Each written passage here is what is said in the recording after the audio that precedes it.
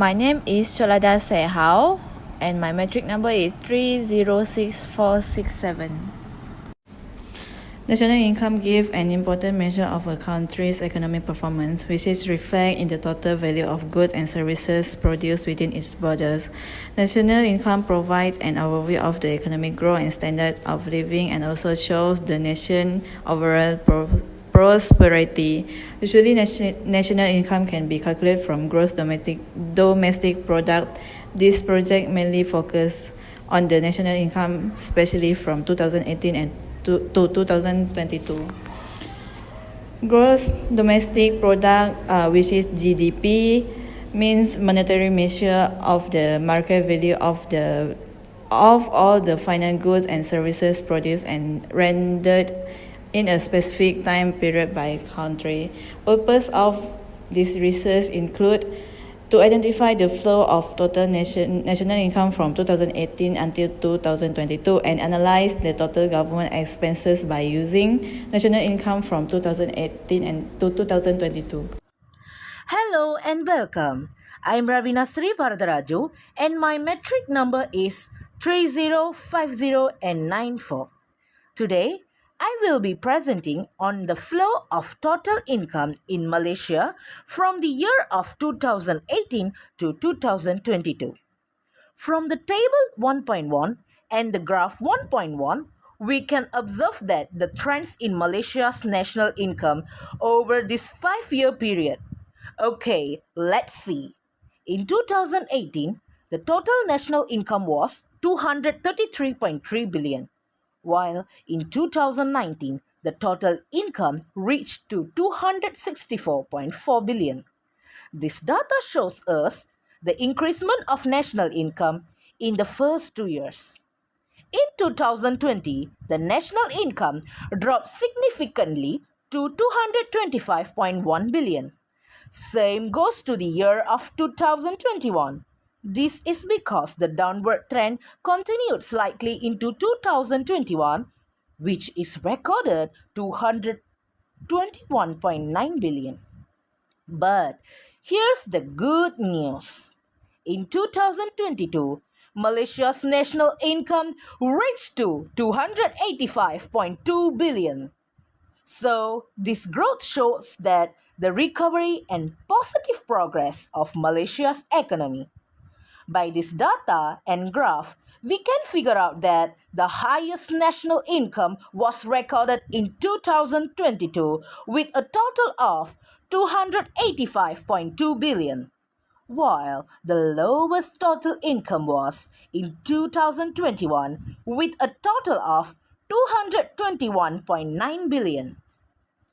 Why does national income often experience increases and decreases? Think about it. Yeah, there are many factors that contribute to this fluctuation. So, the next part is about factor and it will be continued by my group member. Thank you. Hello, my name is Nelvina Angelique alias Alik with number metric 306969. I will explain the factor behind Malaysia's total income focusing on the highest income year 2022 and the lowest income year 2021. Let's start with 2022, the year of highest income. Higher oil and gas prices, Malaysia being a major producer of oil and gas, benefited significantly from the global increase in oil prices. Petronas, the national oil company, played a crucial role here. With a higher oil and gas revenue, Petronas contributed around 50 billion in dividend to the government, strengthening Malaysian income during the year. Export growth, Malaysia saw a significant boost in export, especially in key commodities like palm oil, electrical product, and petroleum. Favorable exchange rate and increased international demand further contributed to export growth. For example, palm oil alone brought in 137 billion, which was a major contributor to the economy. Important trading partners included in China, India, Pakistan, highlighting strong global demand for Malaysian goods. Now, looking at the 2021, the year of lowest income, impact of the COVID-19 pandemic, 2021 was a challenging year as Malaysia faced strict lockdown and economic restriction to control the spread of the virus. This caused a slowdown in major sectors like manufacturing, tourism and services, which are critical to Malaysia economy. Economic activity were limited and affecting growth. Unemployment and income loss, high unemployment rate and salaries cut weakened household spending power, slowing economic recovery. Unemployment remained high at 4.6% compared to just 3.3% per-pandemic, which reflected the difficulties many households and business face.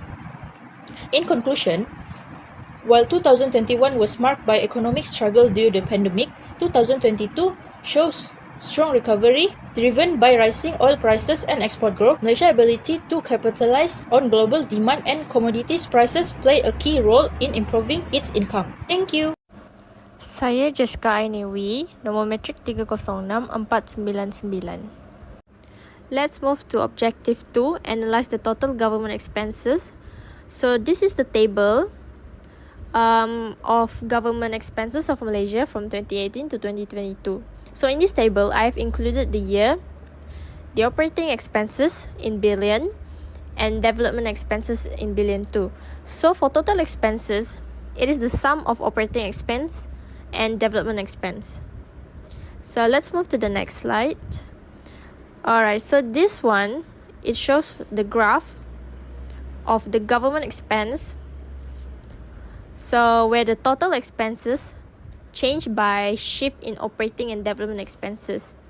So the highest from the operating expenses is 272 billion ringgit in year 2020, and for the lowest one is 232 billion ringgit in 2021.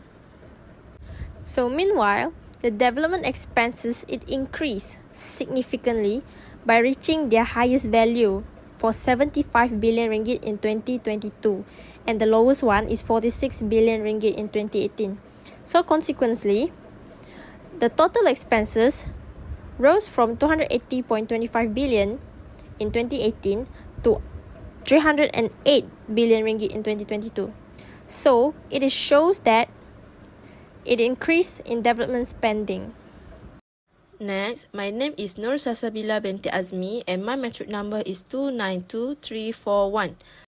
Beside that, operating expenses. In 2020, the Malaysian government's operating expenses peaked at 272 billion ringgit, largely due to initiative aimed at tackling the COVID-19 pandemic, which include health expenditure, economic stimulus plan and social welfare initiative. In comparison, the least operating costs were not in 2021, amounting to 232 billion ringgit, probably indicating a cut in emergency expenses as the economy started to recover and pandemic-associated outlays dismissed. These changes emphasize the government's focus in addressing the economic and public health issues of the time.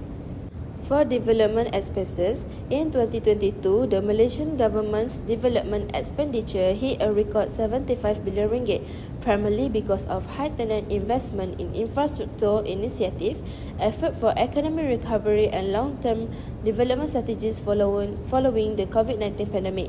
This represents a notable rise compared to 2018, when development costs reached their minimum figure of 46 billion ringgit.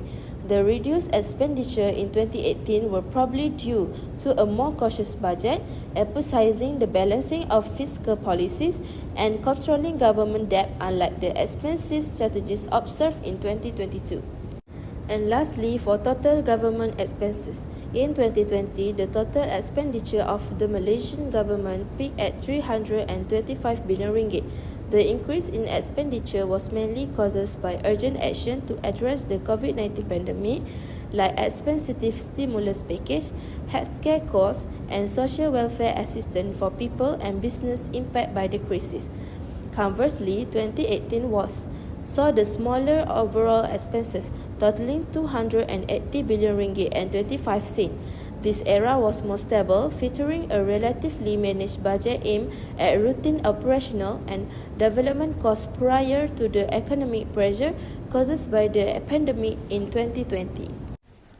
For conclusion, in comparing the national income trends between 2018 and 2022 government operation and development expenses for both 2018 and 2019, a deep representation has come in terms of the country's economic health and priorities. National income trend depict production and growth capabilities, while expenditure by government illustrate and development focus. Grasping this relationship is a critical element on any serious assessment of economic strategy and its impact. Balanced fiscal policies are crucial to sustain growth, ensuring public welfare and building economic resilience in the dynamic global environment. By looking at these trends, we will be able to understand how strategic financial planning and resource allocation impact the nation's general economic health and its prospect for the future. The study identifies the need for coordination between income generation and prudent expenditure for sustainable development and economic stability.